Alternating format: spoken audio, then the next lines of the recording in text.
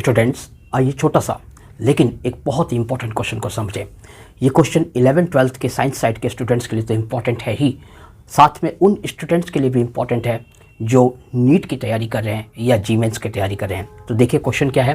Question में आपसे पूछा गया है कि which of the following is not a unit of energy, यानी कि आपके पास जो ऑप्शन गिवन है A, B, C, D करके, इसमें से ऐसा कौन सा यूनिट है जो एनर्जी का यूनिट नहीं है।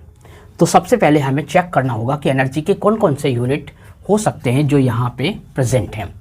तो देखिए हम जानते हैं कि वर्क इक्वल टू एनर्जी, यानी वर्क, जो वर्क होता है जितना ही वर्क होगा उतनी ही एनर्जी कंज्यूम होगी, यानी वर्क और एनर्जी इक्वल होते हैं और दोनों के ऐसा यूनिट भी इक्वल होते हैं। वर्क का ऐसा यूनिट जूल होता है तो एनर्जी का भी ऐसा यूनिट जूल होता है, तो इसका ऐसा यूनिट जूल हो गया।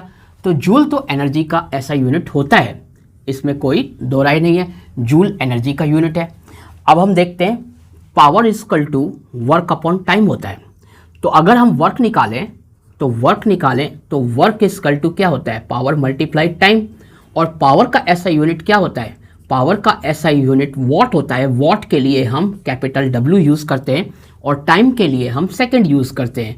तो वॉट सेकंड जो यूनिट है ये किसका बनता है, वर्क का, और वर्क किसके इक्वल होता है, एनर्जी की।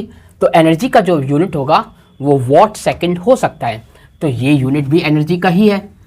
अब हम देखते हैं कि वर्क का जो फॉर्मूला होता है वो फोर्स मल्टीप्लाई डिस्प्लेसमेंट या डिस्टेंस होता है।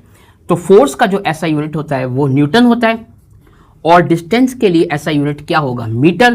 तो न्यूटन मीटर वर्क का यूनिट हो सकता है और वर्क एनर्जी के इक्वल होता है, तो न्यूटन मीटर एनर्जी का भी यूनिट हो सकता है। तो ये यूनिट एनर्जी का भी है।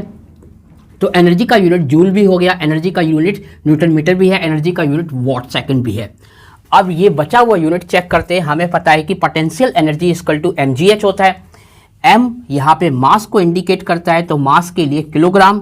g इंडिकेट करता है एक्सीलरेशन ड्यू टू ग्रेविटी, जिसका यूनिट होता है मीटर पर सेकंड स्क्वायर। और h हाइट है, जिसको जो डिस्टेंस यानी लेंथ को इंडिकेट करती है, इसका यूनिट होगा मीटर।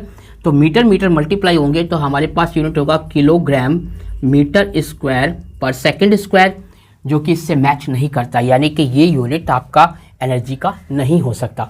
तो this is the correct option. Option B वो ऑप्शन है जो ये बताता है कि ये यूनिट एनर्जी का नहीं है।